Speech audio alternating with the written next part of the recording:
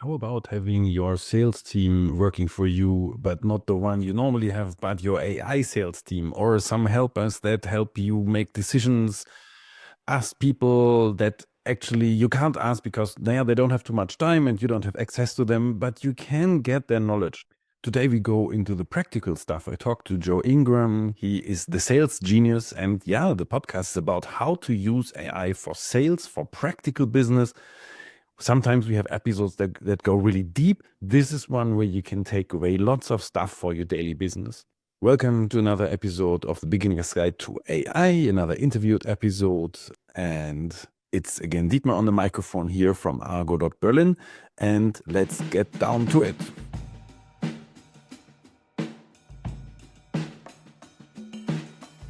Yeah, before I talk too long about myself or I introduce Joe Ingram to you, doesn't make sense. I give the word to him, and he's probably the best one to introduce himself. Joe is the sales genius. And Joe, who are you actually?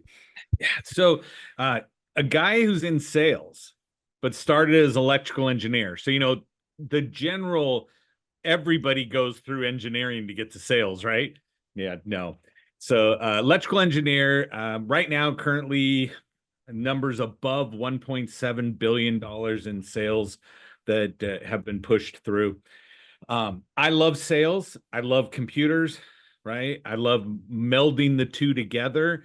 That's what threw me into entrepreneurship.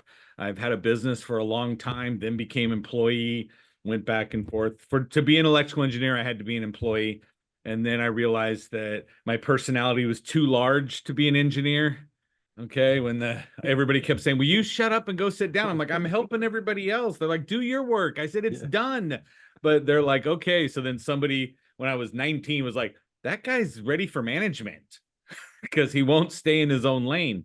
And so that's been one of my ADHD superpowers is I grasp things quickly. I simplify it down, right? Einstein said if you can't explain it to a child, right, then you don't know the subject well enough. And so everything I do is to try to take it, and it's not to dumb it down, it's to simplify it. Right. Dumbing it down means talking down to somebody, right? It means belittling you with my tonality and the words I choose. I choose to say, how do I make it something that will actually resonate with you? So one of the books I wrote was ChatGPT for Gen X.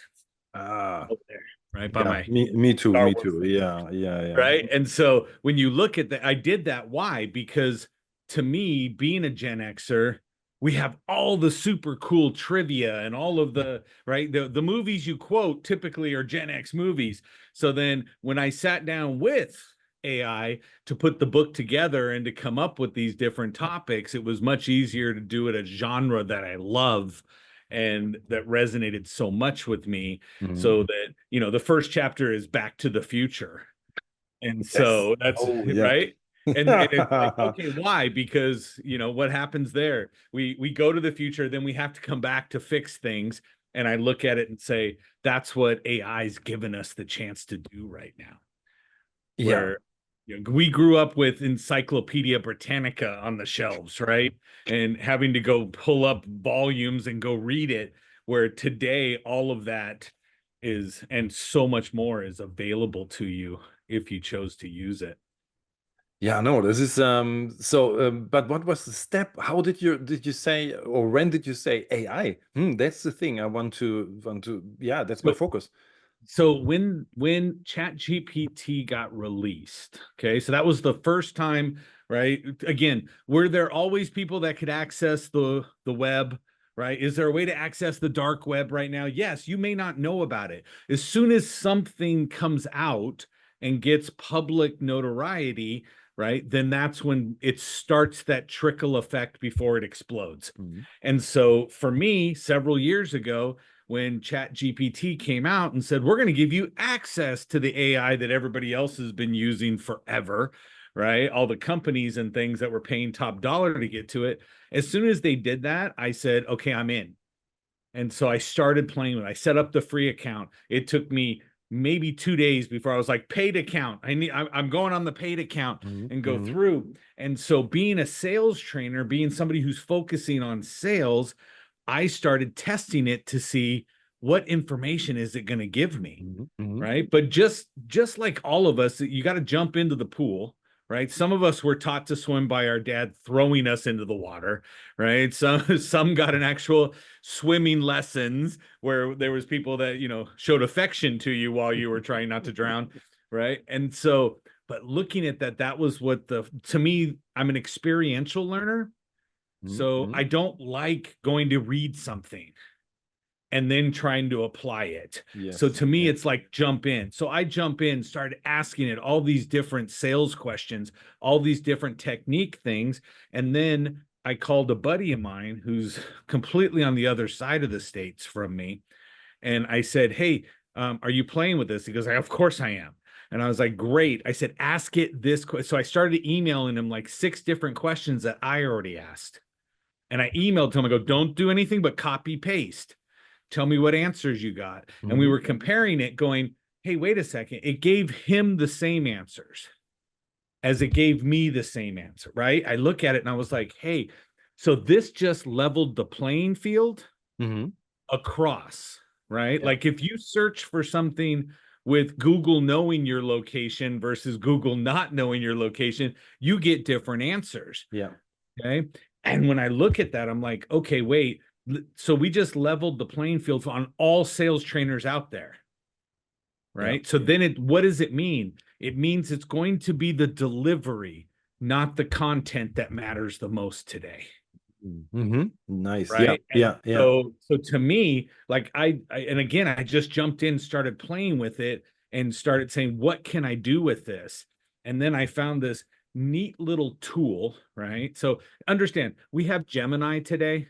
So we have ChatGPT, you got Gemini, you've got Meta for those people that are on Facebook. Guess what? It's popping up and translating things for you now and going, it'll say, let me give you the summary of what people are saying on this person's post. And it's a birthday post, right?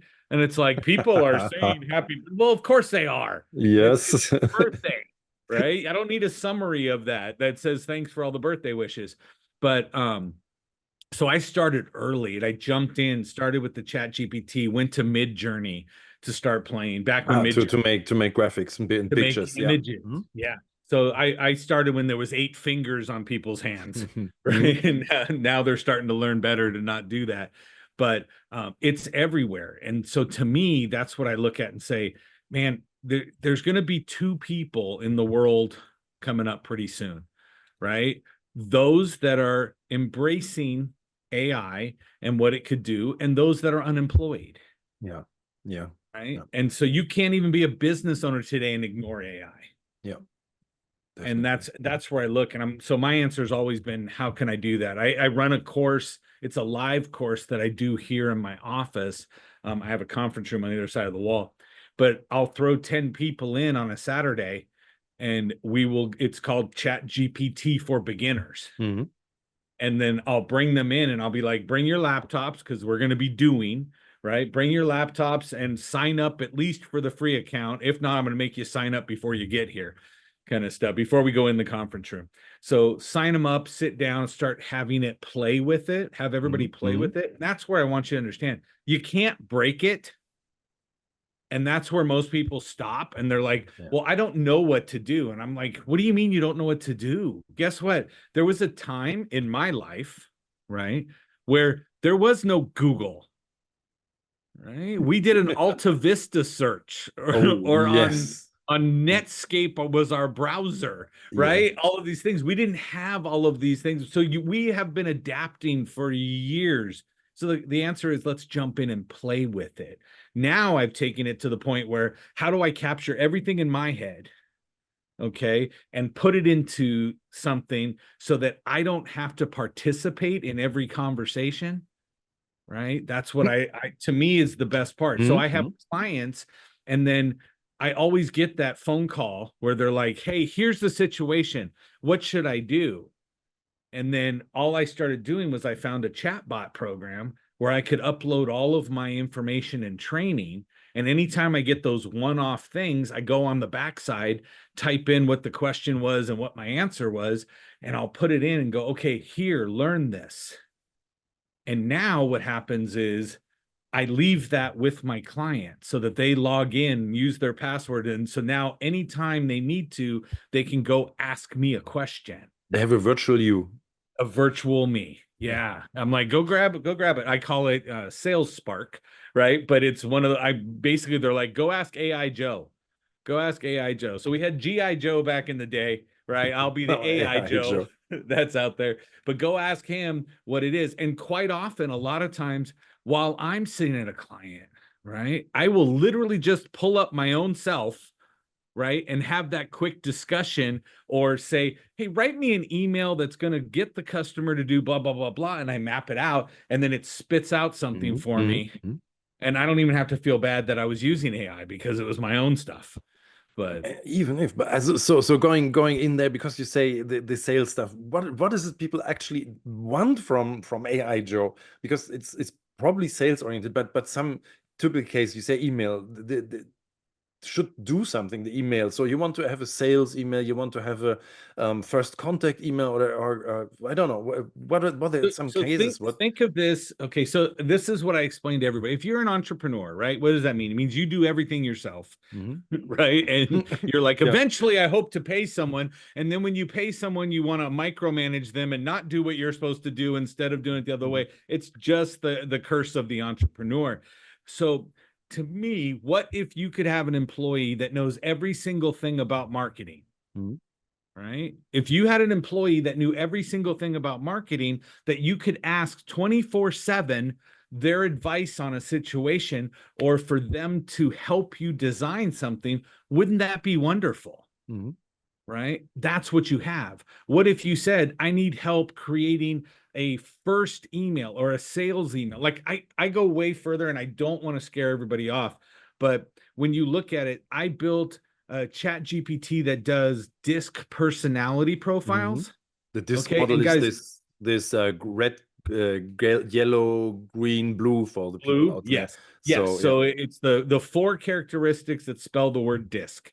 And so when you look at that, I take that when I want to go prospecting for my company to go out and find clients. I will go to LinkedIn, copy somebody's entire profile, go to my actual DISC profiler, and I'll drop it in and say, give me the personality type of this person. And then it'll pop back and go, hey, this person is the driver doer plus the, socializer and influencer, and starts giving me the breakdown. And then I say, create me a LinkedIn direct message with the intent of getting them to reply to me to set up a time to have a conversation.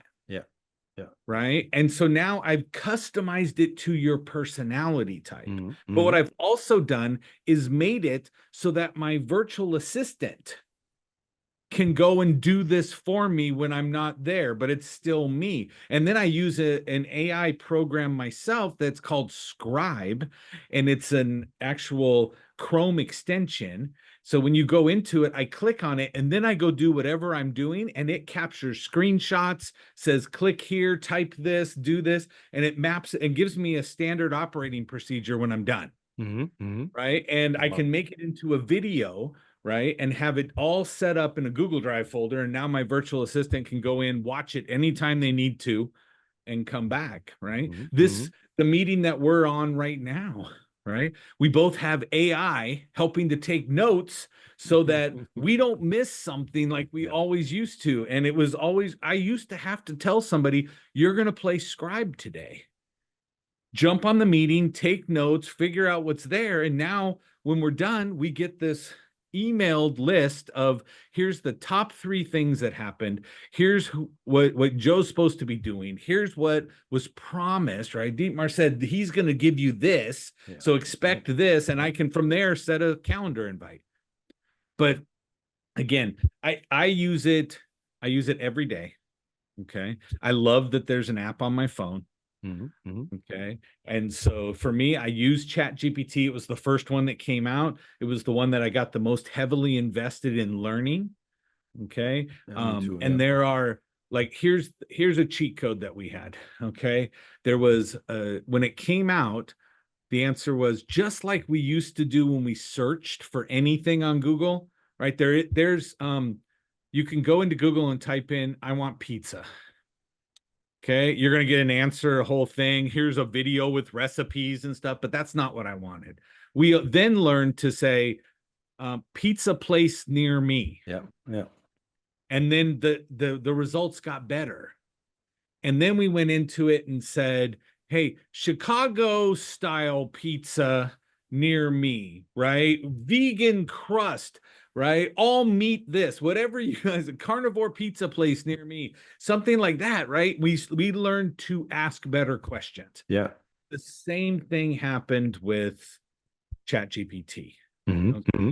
And so when you're out on ChatGPT, I would say go to Google Chrome, right? And go to the extensions and look through the extensions for prompt helpers. Yeah. Right. And so I had one that was a great one. I ended up paying for that in the beginning. So I paid for this prompt helper that laid on top of ChatGPT, and it had 4,000 prompts that were already written, pre-categorized. And so if I said, oh, book, I could search for book and it would pull up all the prompts on how to write a book, how to do this, what you need to do. But everything was done for me. And that really helped when it came to making sure I had a prompt good enough for Midjourney to build graphics. Yeah. Right. That's a great hack. Yeah. Yeah. Yeah. And so that to me it was so great to say I had this cheat sheet for me Mm-hmm. Mm-hmm. that helped me with it. And then what happened, like I will tell you, the prompts I write now are night and day difference from the beginning. Yeah. Okay. But the funny thing is you just jumped in. You said this is one of the things I love the most about this is just do it. And that's actually for the people out there. You can't break anything or not much. Don't give in your social security number. No. Those not, but anything else. If they're asking for your mother's maiden name, it's a red flag, people. Yeah. Yes. So but just do it. Yeah, exactly. And then from there you go. You had a hack like this prompt helper, and then now you develop your own stuff, your own prompting, and yeah. So, but again, I'm going to say, go sign up for ChatGPT. Literally go to Google, type in ChatGPT. It'll they have pull the up new domain. They just got chat.com. Beautiful. There you go. Chat.com. Go there, play with the free version. Okay, the free version, like anything else that's out there, is limited. So you're looking at dated information, where if you pay for the one, you can get much more up-to-date stuff. Like it will actually know what election results happened in your country. It'll know, right, if anything happened around the world. It may not know when you're on the free version. It doesn't know what year we're in. Mm-hmm. And so it goes, the world ended in 2022. And we're like, it did? Yeah. Another conspiracy theory. Put your foil hat on. But in looking at that, to me, the answer was go in and start playing with it. But when I was playing with it, one of the things that I said was I wanted to learn, when did it start? Right? When did AI start? Because wow, it just started in 2022 or something. And it's like, no, it didn't. It was back in the 50s. We've been using this forever, just not public access is able to it. And so since then, I've been able to meet a bunch of people that are in AI. That's what they've been doing for years. They just never could explain it to their family and friends because they just thought they worked on computers. Right.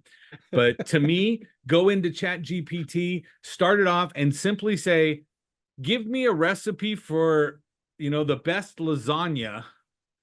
Right.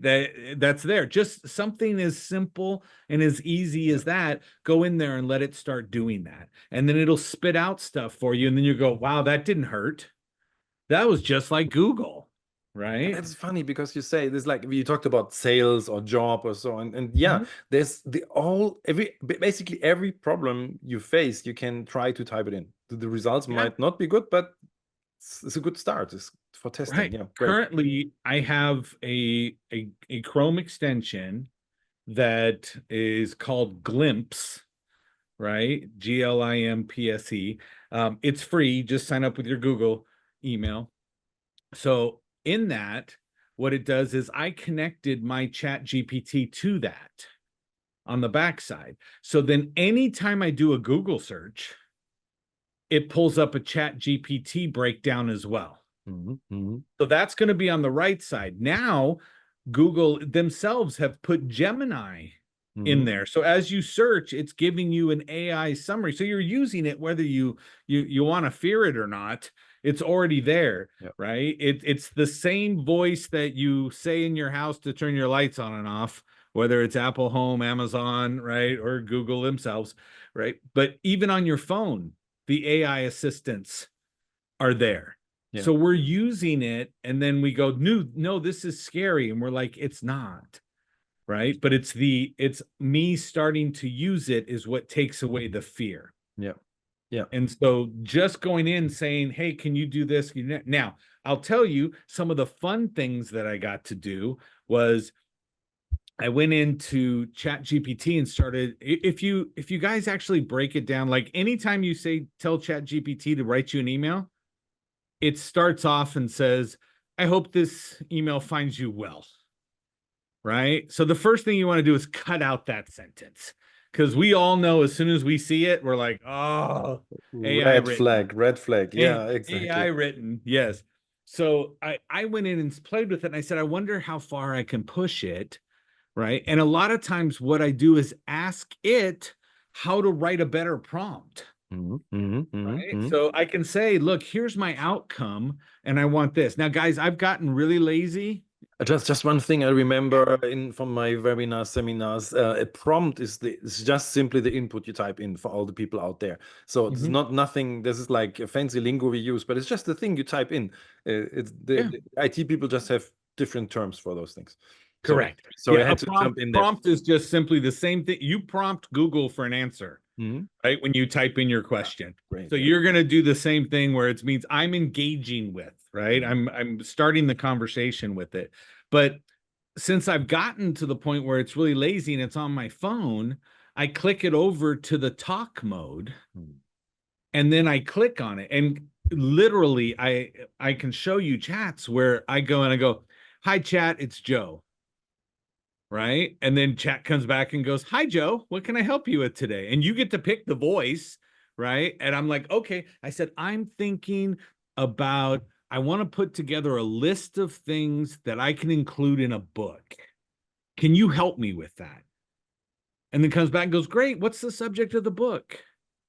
What is that? And starts asking me questions. And nowadays, right, I will use it as in place of a podcast.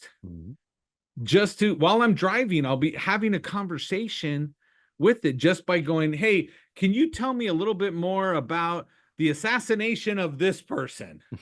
Instead of me Googling and trying to read something, then it'll go out, find the information, and come back. Now, it's only as good as the information that's out on the web, right? And again, if you said God's real in Google, you'll get answers. You say God is fake, you're going to get answers, right? It's all based on opinion and go through. So you got to do some vetting and critical thinking, but you could literally go back and forth and have it reading off something to you, then asking you a question, then you go back and forth, and it creates the engagement.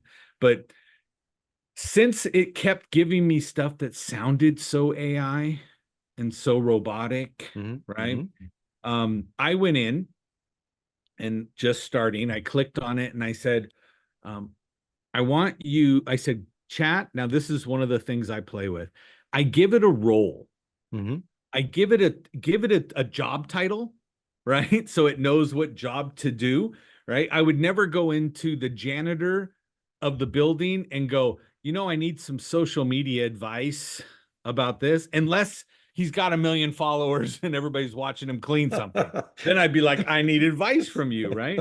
But when I go into ChatGPT, I started off and I said, you are a world-renowned ghostwriter. You are known for taking the voice of the author and portraying any topic in that voice to hold true to the author's identity and characteristics. And again, that's just me learning more to say. And then I did the big thing. I said, what do you need from me so that you can write in my voice? Right. And then it goes, brr. Now I do it on voice to the thing. So it goes, yeah, I need this, and it gives me 15 things. And then it pops back up and waiting for me to talk. And I go, chat, as a human, we typically ask one question, wait for an answer, and then go again. Can we start this over? And then chat goes, sorry, Joe. Let's go back to I need to know this. I need to know that. And it turned out I had to go back to my computer, take stuff I've already written, right? But I took all the stuff I've written, I took videos that I already made, transcribed it with that glimpse, right? I transcribed it with that, put it in there, and I gave it all of this information. So now I can go in, open a brand new window or thread on Chat GPT and say, I want to know the top 10 things you need to know in this industry. Okay. And then I copy that answer, which is very AI for those of us that know what to look for. I copy that, and then I go over to that one that I named Ghostwriter. And then I say, rewrite this in my voice. And then I paste it in.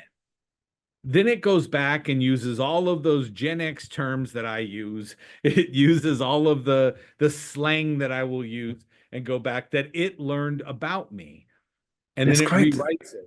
This is quite fascinating because you have kind of a like certain employees. There's the one that generates the topics. There's the ghostwriter. There might be the one that makes the social media out of it or whatever. So you have some they say all this agent stuff, but it's already realistic. You have one agent doing this, one doing that. You have a guy sitting around waiting for you to go get input there from that's great. Yeah. Great So usage, here's the trick where most people miss it, especially when you're starting with it.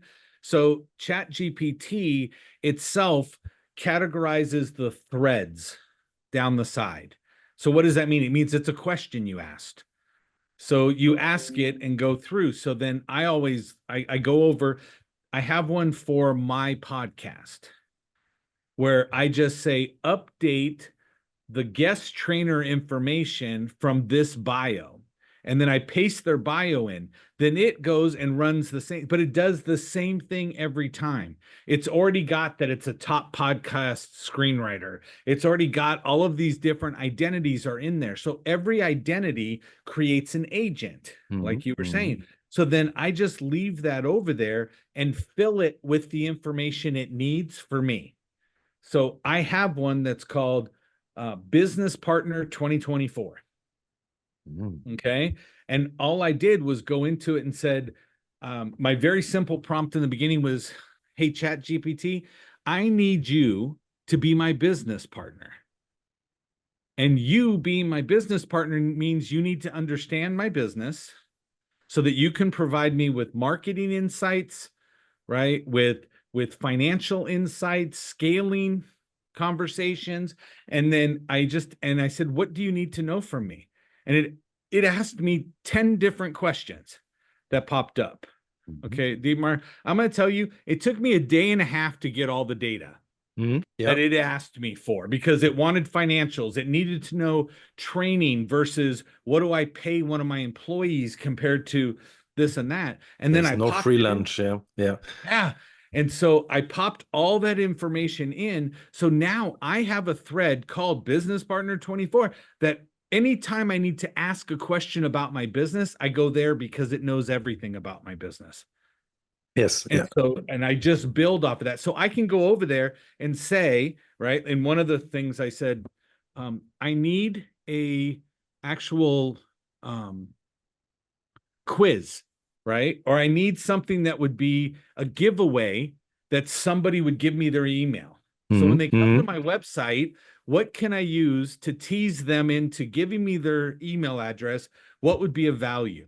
And it gave me like 6 different subjects.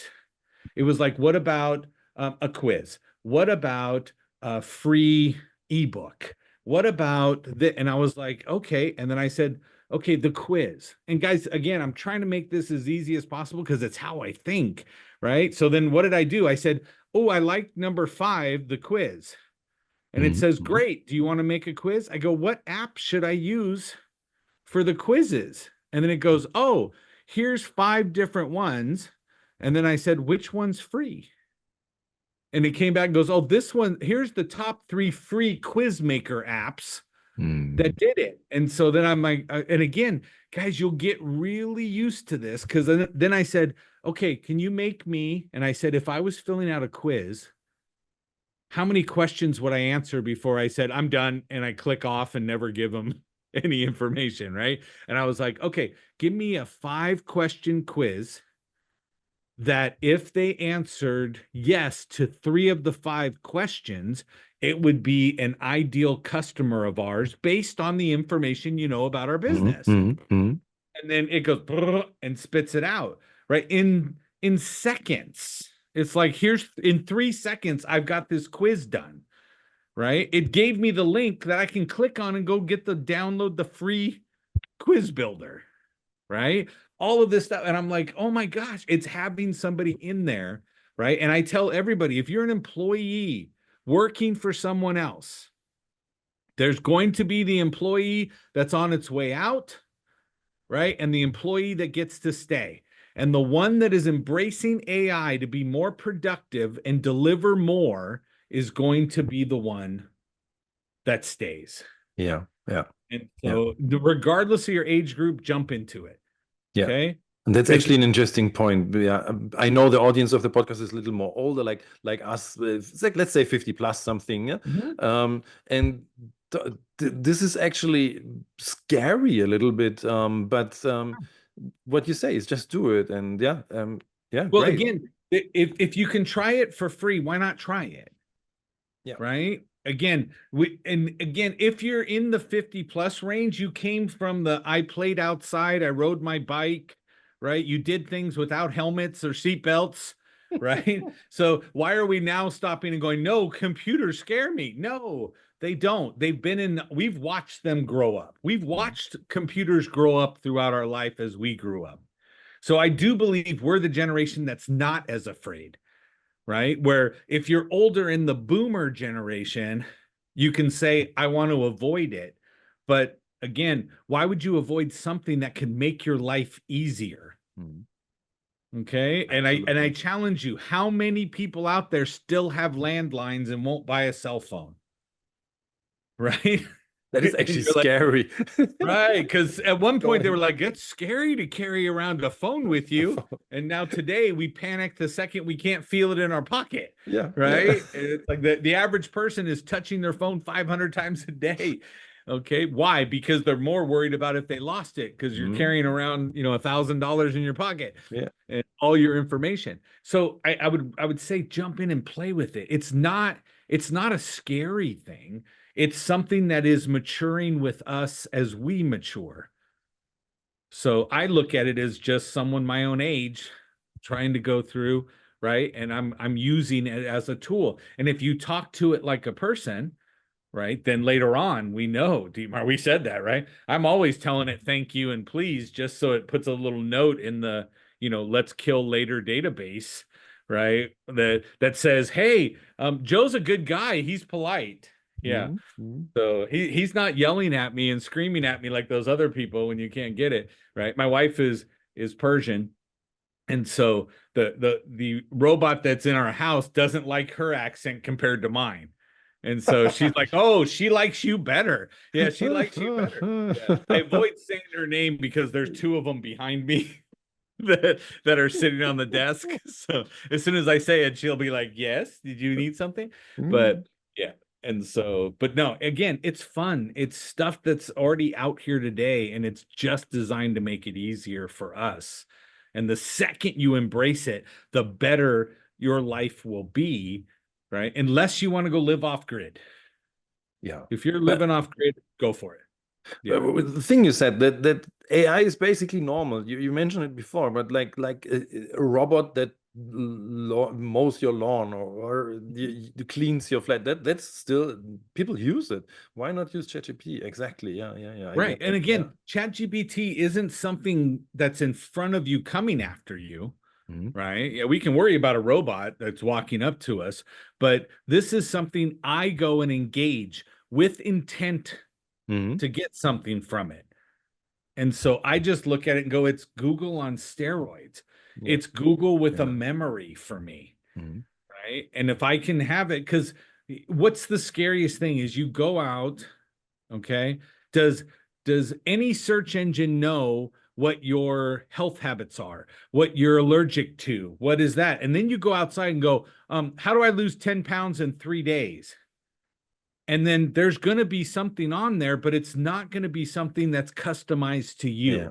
Yeah. Where if you look at it, you can upload. I mean, right now they're loading x-rays and diagnosis into AI in the matter of like 40 seconds. It's solving cases that doctors weren't able to solve because Mhm. they Mhm. never made the connection, right, between the data points. Mhm. Yeah. And it's Yeah. doing it now. But I don't want you to solve health problems with it. I want you to go on and ask for a lasagna recipe. Go Yeah. on there when Start it's start with that. Exactly. Yeah. yeah. No, this is But really like the fear of using it. I see that as a problem, but this is like so easy. And I have to get my ultimate question, my last question now, because we're already talking about it. The Terminator Matrix scenario, we get enslaved, we get killed or so, because we just talked about it. What do you think? Okay, so the Matrix, I think it's a documentary. Right, we'll just put the tinfoil hat on. It's a documentary. It's just different than what we are thinking, right? And so again, if you look at it and say the Matrix means what? We are living in a simulation, okay? And our body is what? The what charges it. So if you look at it and say, all right, mainstream media is giving us a story, and our body is the attention or what charges it. So I look at that, right? Elon's already got the robots that he's building out that you can buy for 20 or 30 grand.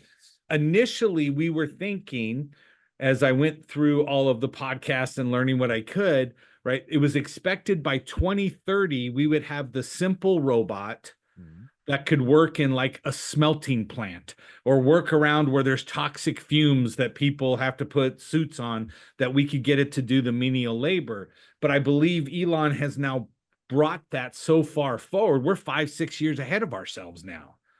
So again, we're not looking at 2030 to say this is when the first robot comes out. It's going to come out 2025, 2026 Yeah. that comes out. So we're cutting off time as we go in. Is it possible? Now, I've watched every movie that has a robot in it, and as long as they don't turn red, we know they're still good. Okay? Because the second their face goes red, you know they've gone evil and they're coming after us. But yeah, could we have a Terminator one day? Anything's possible, but you'd have to have somebody who really wanted to program something to go hurt people or to go do this. And I don't believe we're going to get to that point of AI being sentient, Mhm. right? And becoming a new life form. I don't see that happening, Okay. Yeah. right? If you look, Elon actually pulled out of ChatGPT because they were ramping up too fast. Mhm. Mhm. And then he started building his counter AI, right? And so, like Optimus Prime, he's got his own little Autobot that's out there to beat all the Decepticons for us. Yeah. But you know, And actually, in Marvel movies, you have Jarvis who's going to help protect, right? yeah, Everything. Yeah, and so that's what I look at. I don't think we have to worry about it getting to the point of coming after us and killing us, right? I mean, that may be 100 years from now, if somebody let it grow past where it was going to do it. Mhm. But I'd say if you look at us, a lot of us are stunted from our own growth in spirituality, in holistic medicine, and all the stuff. We've already stunted ourselves. Well, why don't you think we'd stunt a computer too? So, but No, but it's like it's again good to know that it's not around the corner, no? The scenario. No, no, we just got the ability to talk to it, right? Yeah. So there's a lot more to go before it's going to realize we're evil. Yeah. oh yeah, that's actually a point. We are the problem. The robots might Right. be too good. They would think, okay, we have to eliminate those creatures there, those Right?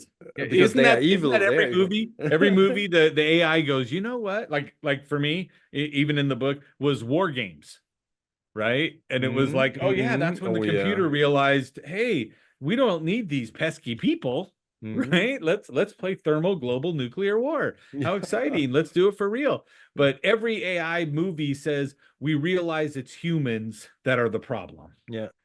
Right? But I Yep. believe every computer can do the same. Guess what? I'm not coming after you. You're not coming after me. Yeah. Right? The Yeah. listeners of the show aren't looking to hunt us down and be evil. So I believe any computer doing the math would say, hey, there's a small group of people that are evil, not humans themselves are evil. Exactly. But Yeah. Agent Yeah. Smith did say we were a virus. Yeah. Yes. So I think there's still hope there. But talking about Right. negative things, actually, that's an interesting point. Like coming back to the present, what didn't work where you thought it would work with AI? Did you encounter something? Did you hit a barrier, something where you say, okay, I wanted to do it and it didn't work Yeah. out? So there's AI can't get out of its own way currently, right? So what does that mean? It means I can't tell it, go out and do this, this, and this, go find this, go do this, right? And so it's stuck within its own knowledge base. So then somebody came out and said, oh, we've taught AI to go talk to other AIs to get things done. And you're like, no, it's only the ones that the government currently has access to that can go set up a PayPal account, go post on Craigslist. We don't even have access to any of this yet.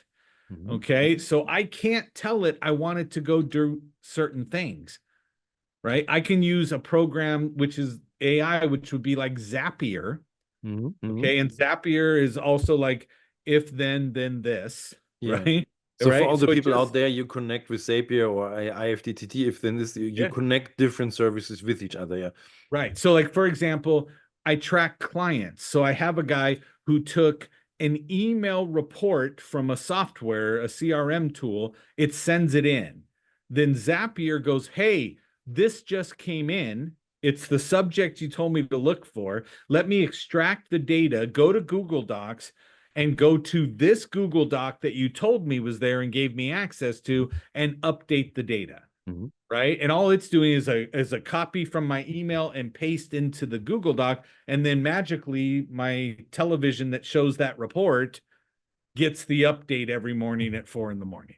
Right. But that's still, if I don't have Zapier to do just the simple copy paste thing, it never happens. Yeah. Right. But then I have to build all of the connections to everything to get that to happen. So I don't have the ability to log into something. Yeah. Right. So you can't log in. Why? Because everything you log into says prove you're not a robot. And just so you know, that's an AI robot Simple telling thing. Yeah, trying to see exactly. if you can make the little puzzle Yeah. piece. Right. Yeah. Yeah, that's interesting. Yeah. I just didn't think about it. It's not easy. If I like want to book a trip to whatever, to the Caribbean, or no, let's say to the warms, and so where it's warm and they have nice water. It could search something, but it could never book because couldn't all book the it. programs would say, no, you're a robot, you're not allowed to do that. Yeah, simple. Right. What it'll tell you is say, go here and do this. Yeah. Go here, and it can give you step by step, but who has to put it together? You. Yeah. Right. It's not, you don't go, I want a trip, and it goes, hey, I already charged your card. You're booked and ready to go, Yeah. and I uploaded your passport photo into the airline so they know to expect. None of that happens. We're not there yet. And so that is kind of so we just talked about Terminator scenario and what the AI is not able to do. That's so far away, and I don't think it's like 2030. Can't get Those it to book, things. it can't order me lunch on Uber Eats right now. And you think it's going to come back and kill us. Yeah. That don't make sense. Yeah, I think so too. So, as we already used up the last question, I have to go to another one. And Yes. let's coming back. It's coming back to the start. You are the sales genius. So, could you give me some AI tips for sales? Yeah, AI tips for sales. The ideal scenario is go into ChatGPT, start a thread. Now, right now there's customizable GPTs already in there. So say pay for the $20 a month, right? Go to explore GPTs and look for one that says sales consultant. When you get that one, it pulls up and say, let me give you information about my business so you can help me with sales materials, scripting, and stuff. But write that in, right? And again, to me, you can just talk to it. But that's what I'm saying. Make it as simple as possible. It's going to spit it out. The more data you give it, the more it knows about your business. Yeah. The more it knows about your business, the more you have that AI version of Joe that you just lean over and go, give me a lead magnet. Okay, give me an offer. Give me things that are like this, right? Like I built, if you know who Alex Hermosi is.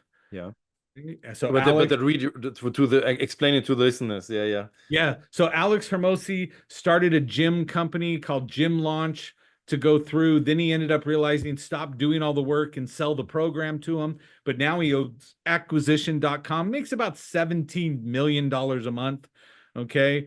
He literally put together a book called $100 million Leads and then another book called $100 million Offers. He did a YouTube live, set the Guinness record for the most people watching a YouTube live. Okay, put it all together.